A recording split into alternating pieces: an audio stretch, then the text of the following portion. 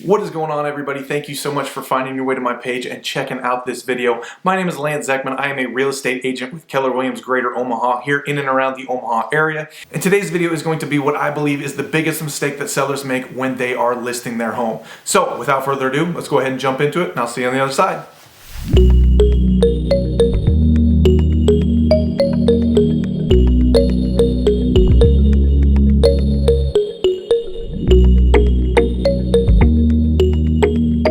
Alright, so there are really two big mistakes that I think sellers make when they are listing their home. And since I just had to pick one over the other, I'm going to head and go with this one first, and then I'll give you the other one as a bonus one here at the end. So the first one is sellers who overprice their home. Pricing a home is very important when it comes to getting it sold and trying to get it sold quickly. Now, I understand a seller wants to get the most out of their house as they possibly can. Everybody wants to sell whatever they have for the most that they possibly can, so I completely understand that. But you have to know what homes are selling for that are like yours, that are in and around your neighborhood for a couple of different reasons. The first one is, even if you end up selling it for $40,000 above where it probably should be listed, the bank is going to need to do an appraisal. And if it doesn't appraise where it's sold for, then there's a few things that are going to have to happen, and more than likely you're probably going to have to drop that price back to where it really should be anyway.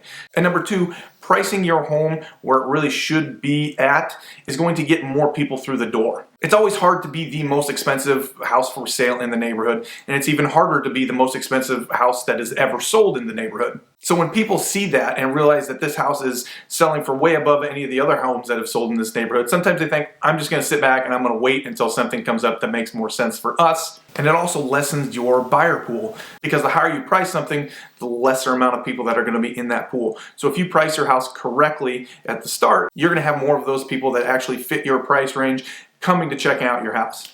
And another reason is you want people to know what they're going to expect when they come to see your house. If your house should really be listed for $250,000 and you want to list it for $300,000, people have a certain kind of expectation for houses in the $300,000 price range. So if they're coming and seeing your house at that $300,000 price range, they may be expecting a few more things than what you're actually giving to them. So that's going to hurt you in the long run, because then your house is going to sit on the market and not sell. And when houses sit on the market for more than a week, especially in this market, people start wondering what in the world's wrong with this house, and then you have having to price drop it anyway. And the second biggest mistake that I think sellers make when selling their home, and the thing that probably drives me crazy more than anything, is bad photography. Drives me crazy. Professional photography is pretty cheap to actually have done in this day and age, and there are a lot of real estate agents that actually do a really nice job of taking their own professional photos when they are listing a home. So if you get an agent that is, one, not taking professional photos themselves, or two, not paying to have photos professionally done of your home, they are doing you a major disservice. Think of photos like a plate of food coming out in front of you.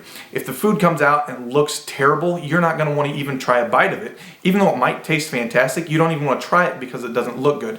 The same goes for a house. If somebody sees the pictures of a home online and it looks dark and dingy, and they're not going to want to go see it. Even though if they get in there and it might be bright and beautiful, they aren't going to get through the door because the pictures did not draw them in.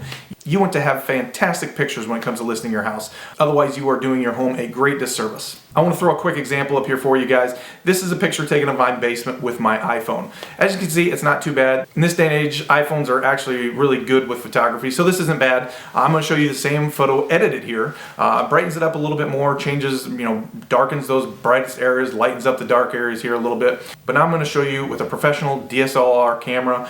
This is an HDR photograph, which means there's 3 different photographs really laid on top of each other, so that you can really draw out the darks and dim down the light a little bit. But you can see that this photo just pops a little bit more than any of the other ones. If I put them side by side here, you can really see the difference between a HDR photo and an iPhone picture. And it's just a shame how many agents can still think they can get away with iPhone photos for their listing. So those are what I think are really the 2 biggest mistakes that sellers make when it comes to listing their home. Comment below if you think there are any more, if you have any other big mistakes that you think sellers make. Like this video if you found any value in it for yourself. Again, my name is Lance Zeckman. I'm a real estate agent with Keller Williams Greater Omaha. You can find all of my social media pages at the end of this video. If you have any questions, don't hesitate to reach out. I'm always happy to answer any questions from anybody. Otherwise, we will see you guys in a couple weeks. Have a good one.